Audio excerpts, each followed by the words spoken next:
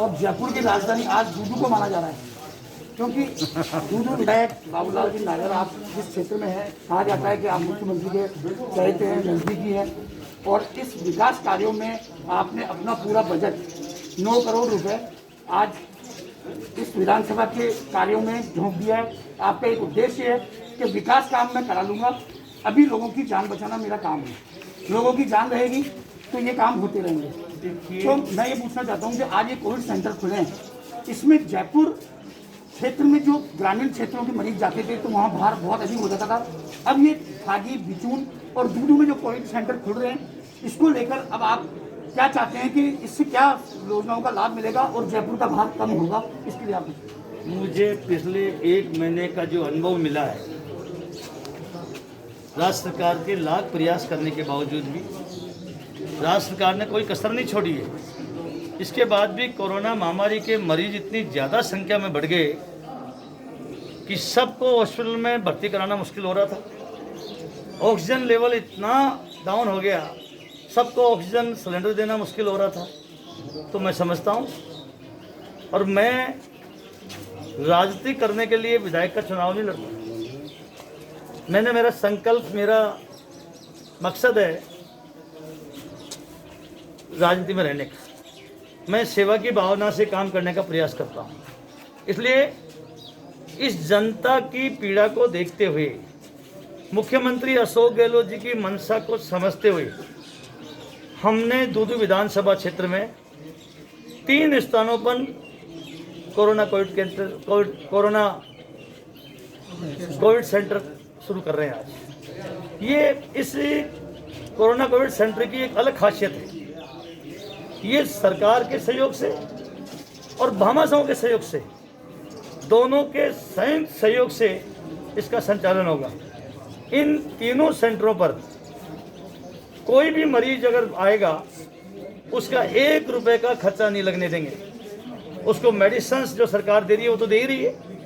इसके अलावा oxygen cylinder, इसके अलावा रेमडेसिविर इंजेक्शन, और ऑक्सीजन के हमने ऑक्सीजन ये जो 9 लाए हैं यहाँ पे, हर कोविड सेंटर पे 9 दिए हैं जो हवा से ऑक्सीजन बनाएंगे। इसके अलावा हर कोविड सेंटर पे 15-15, 20-20, 25-25 हमारे पास सिलेंडर हैं। तो 10 लीटर के भी हमारे पास वो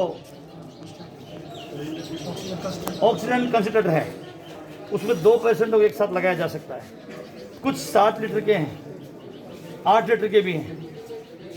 तो 9 आज यहाँ दे दिए हैं, उसमें 6 तो 10 लीटर के हैं। तो एक पर 2 पेशेंटों की ऑक्सीजन चल सकती है। इसलिए मैं समझता हूँ, जो संकल्प के साथ आज राजीव गांधी जी की पुण्यतिथि के दिन जो संकल्प के साथ आज हमने इसकी शुरुआत करी है, इसकी पूरी मॉनिटरिंग करूँगा और धन्यवाद दूंगा मैं भामाशाहों को आगे बढ़कर जिन्होंने इस पूरे कोरोना क्वारंटाइन सेंटर के लिए खाने की व्यवस्था के लिए घोषणा करी। किसी ने इंजेक्शन और ऑक्सीजन सिलेंडरों के जो पैसा लगेगा उसकी घोषणा करी। मेडिसिन है ही। इसके अलावा मैंने यहाँ के CMHO को और उपखंड अधिकारी को डायरेक्शन दिए, कोई भी अगर कमी खामी निकले मेरा फ़ोन खुला है, सब मैं उपलब्ध कराऊँगा। भामाशाहों के सहयोग से भी कराऊँगा, और जहाँ तक मुझे कोई व्यक्तिगत सहयोग करना तो व्यक्तिगत सहयोग भी करूँगा।